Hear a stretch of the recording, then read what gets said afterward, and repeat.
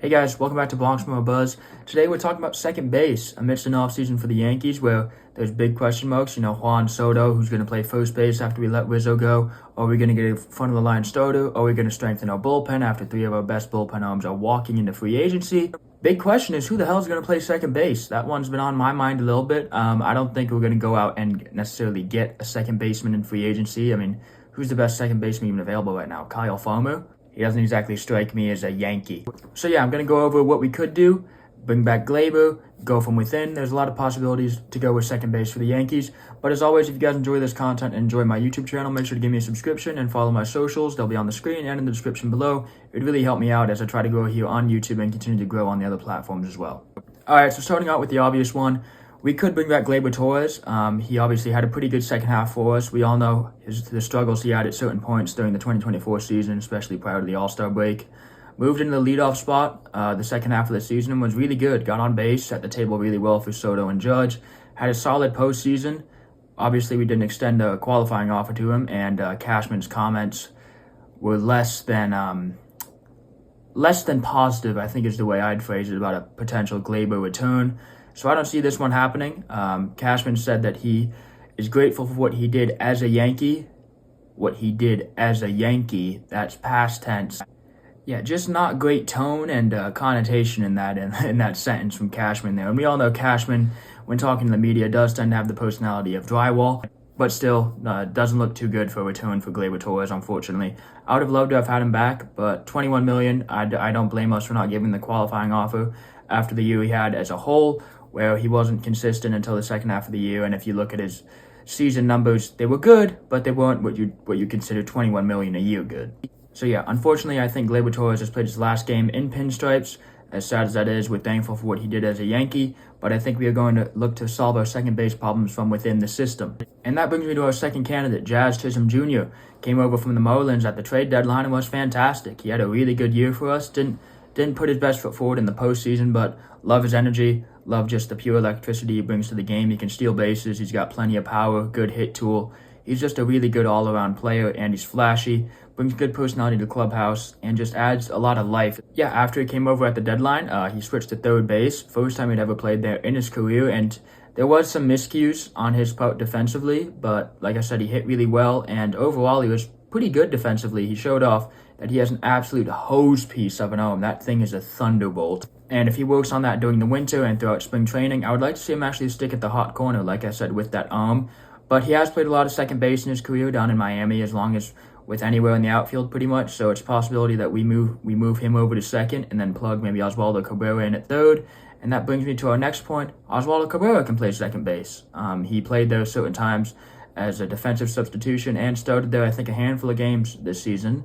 We all know Cabrera had a breakout season with the bat this year.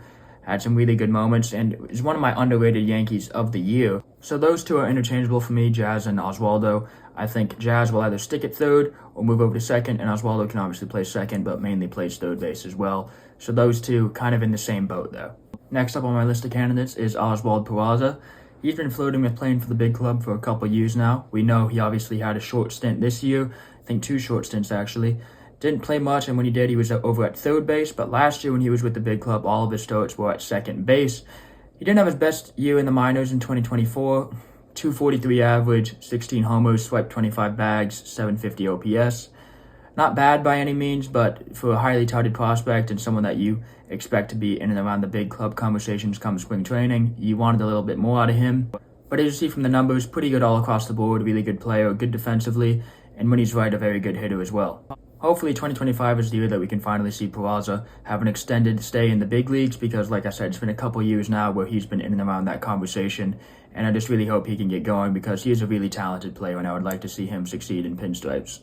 Alrighty, next up is my personal favorite option, and the option that I hope we end up going with in 2025, and that's our very own prospect Caleb Dobin. Now obviously we acquired Dobin via trade with the Braves in the 2022 offseason prior to 2023, and he worked his way through 3 levels this season. He played 1 game in High A Tampa, played 7 games in Double A, and he played 82 games in Triple A. And throughout those 3 levels, he hit .275, got on base at a .338 clip, slugged .451, had an .839 OPS, as well as hitting 10 homers and swiping 31 bags. So as you can see, he's really the complete package. This kid can do absolutely everything. He's also continued that form into the Arizona Fall League this offseason. In 21 games, he's already hit 4 homers. He's hitting .296 with a .935 OPS, and he's also stolen 23 bases in 21 games. He's lighting it up. And one thing that's encouraging with Caleb Dobin is Brian Cashman name-dropped him in his interview the other day when he was asked about Gleyber Torres and the future of the second base position for the Yankees. He name-dropped Caleb Dobin as a possibility that we'll see come spring training, how things shake out there, and he will be in the discussion for the starting role in 2025. So I am super excited about that because this kid is going to be special. I mean, he's true 5-tool player. He's good defensively. He's fast. He's got some power. He hits well. He's got it all, really. He's similar to Jazz Chisholm in the fact that he's got that power-speed combo, and I'm really excited to see what he can do in 2025, hopefully with the big club, but if not, hopefully he can at least make an appearance, and I'm really excited for this kid. Now, lastly, there are some options that I don't think will happen. We could see guys like DJ LeMahieu and John Bodie play second base, but we don't know if those guys are even going to be Yankees come next season, so I don't think that either of them will be playing second base. The ones I listed are the more realistic options. And like I said, I personally hope it's Dobin. I think he's got a really bright future, and he could help our ball club for sure. And it'd be nice to have another homegrown player in and around the ball club. He's not quite Anthony Volpe, He wasn't drafted by us. He's not a New York kid, but I've had him for a couple years. 24 years old, a lot of upside, and I would really love to see what he can do.